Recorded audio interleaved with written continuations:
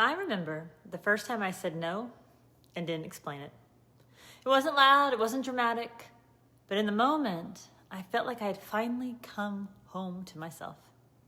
Saying no isn't about rejection, it's about alignment. And today I want to show you how boundaries, real ones, are actually built on belief. Welcome back to Lead from Belief, a 12-part series for high-achieving women who are done with self-doubt and ready to build unshakable inner authority. I'm Dr. Wendi Zimmer, professor, speaker, and founder of Studio 25. And this episode, it's for those of you who are exhausted from being agreeable and ready to be authentic. I once worked with a client, her name was Erin, a high-level leader who never said no.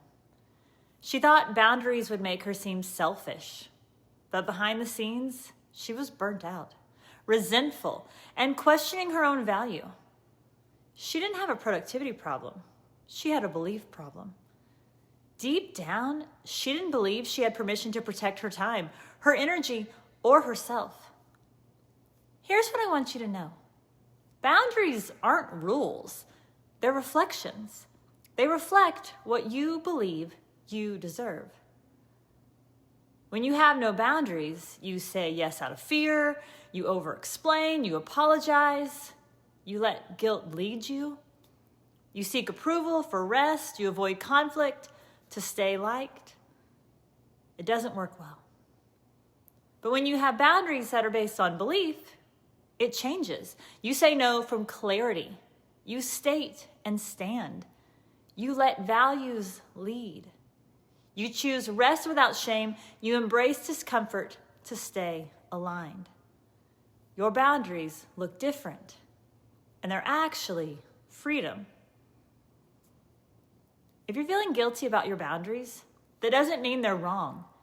It just means you're breaking an old script. That script might sound like, if I'm not available, then I'm not valuable, or I don't want to let them down. I know I've said that many, many times. But let me offer you this instead. You are not here to be digestible. You're here to be whole. Let me teach you one of my favorite boundary tools. I call it the say it anyway rule. If the boundary is loving, if the statement is true, say it anyway. Even if your voice shakes, even if they won't like it, even if it feels unfamiliar. So let me give you some examples. You can say things like, no, I won't be able to take that on right now. Or I'm not available this weekend. Or I need more time to decide. You can say, that doesn't work for me. You don't owe anyone a polished boundary. You owe yourself a practiced one. Who taught you that being kind meant being compliant? Who made you believe that saying no made you difficult instead of discerning? Write it down. Name the script so you can stop replaying it. Every time you set a boundary, you are rewriting your belief system. And belief doesn't say, they'll be mad.